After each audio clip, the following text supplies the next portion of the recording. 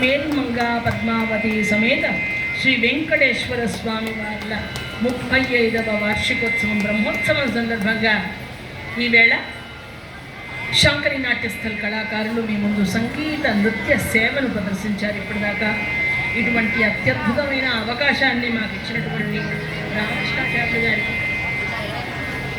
మరియు ఆలయ